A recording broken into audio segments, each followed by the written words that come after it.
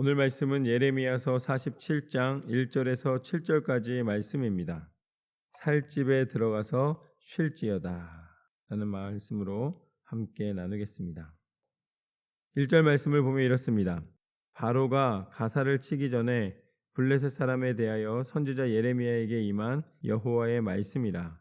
여호와께서 이와 같이 말씀하시되 보라, 물이 북쪽에서 일어나 물결치는 시내를 이루어 그 땅과 그 중에 있는 모든 것과 그 성읍과 거기에 사는 자들을 휩쓸리니 사람들이 부르짖으며 그 땅 모든 주민이 울부짖으리라. 하나님께서는 블레셋에 대하여서 하나님의 심판을 예언하십니다. 그래서 블레셋이 결국은 이 전쟁 가운데 수많은 어려움을 겪게 되고 또 그 나라가 결국은 하나님의 심판을 받게 되는 모습을 보게 됩니다. 그들이 울부짖으며 슬퍼하며 아파하는 모습입니다. 그래서 3절 말씀부터 보면 군마의 발급 소리와 달리는 병거 바퀴가 진동하는 소리 때문에 아버지의 손맥이 풀려서 자기의 자녀를 돌보지 못하리니 이는 블레셋 사람을 유린하시며 두로와 시돈에 남아있는 바 도와줄 자를 다 끊어버리시는 날이 올 것임이라. 여호와께서 갑돌 섬에 남아있는 블레셋 사람을 유린하시리라. 하나님께서는 이 블레셋이 멸망당하는 것을 내버려 두신다라고 말씀하십니다. 하나님이 이방 민족이었던 블레셋을 도와주지 않으시겠다라고 말씀하신 것이죠. 그래서 결국은 블레셋은 멸망을 당하게 됩니다. 그리고 어느 정도의 멸망이냐면 그들이 너무나 두려워서 자기 자녀를 챙기지 못할 정도로 손에 맥이 풀릴 정도로 그렇게 아무런 힘을 쓸 수 없는 상태에 이르기까지 일렀다라는 것입니다. 결국은 하나님의 뜻은 이루어지게 되고 또 적국이 강해져서 나를 치게 되었을 때에 내가 믿음으로 다시 일어서거나 아니면 새로운 힘을 공급받지 못하면 그곳에서 질 수밖에 없는 모습을 보게 됩니다. 그것은 세상의 전쟁의 원리입니다.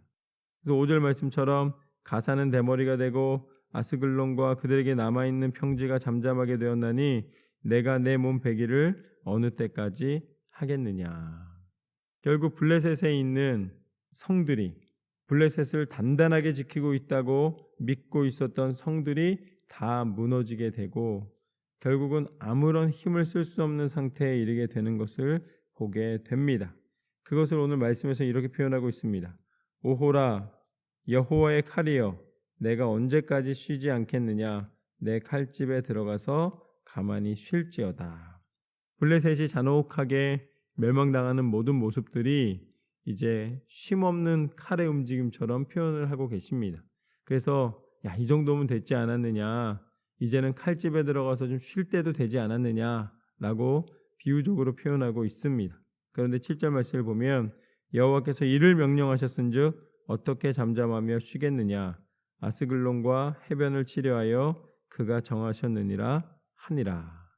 결국 블레셋은 해변 국가인데 이 블레셋은 오늘 말씀처럼 쉼없는 칼의 움직임처럼 결국은 완전히 멸망당하게 됨을 말씀해 주고 계십니다. 하나님의 뜻은 이루어집니다. 그리고 하나님의 뜻을 통하여 세상 가운데 하나님께서 계획하신 모든 계획들이 섭리대로 움직이게 됩니다. 블레셋은 끊임없이 이 유다를 공격했던 나라입니다. 가까이 있었기 때문에 그렇죠. 그리고 그 블레셋을 통하여서 때로는 하나님이 유다를 시험하시고 또 유다가 다시 회복될 수 있는 통로로 사용하셨습니다. 그러나 궁극적으로는 하나님은 하나님을 믿는 백성을 남기시고 일으키시고 회복시키시고 세상 신을 섬기는 나라는 결국은 멸망의 길로 심판의 길로 가게 되는 것을 보게 됩니다. 하나님이 때로는 쓰시기도 하시지만 그 쓰시는 것은 도구로 쓰시는 것이지 자녀로 쓰시는 것이 아닙니다.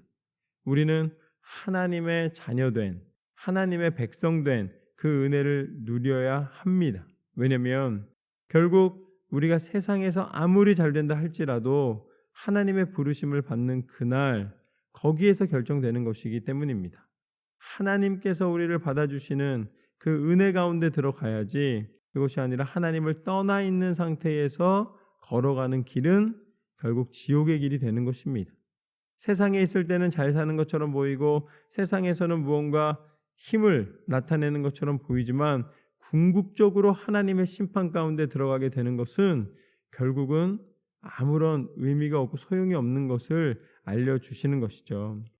블레셋의 강성함이 의미가 없는 것은 결국은 하나님의 계획은 블레셋을 심판하시는 것이었기 때문입니다.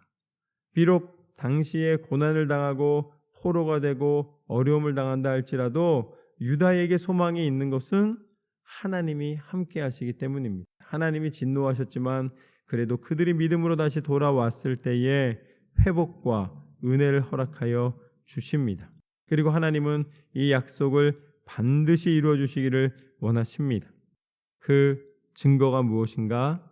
하나님께서는 친히 육신을 입고 이 땅 가운데 오셔서 우리에 대한 사랑을 끝까지 포기하지 않으셨기 때문입니다.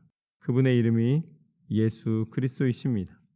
오늘 멈추지 않는 칼날처럼 세상에 대한 심판을 하나님이 선포하셨지만 그 심판을 우리로 당하고 우리로 모든 것을 잃게 만들지 않으시고 당신이 친히 오셔서 그 모든 아픔과 고난을 당하셨습니다.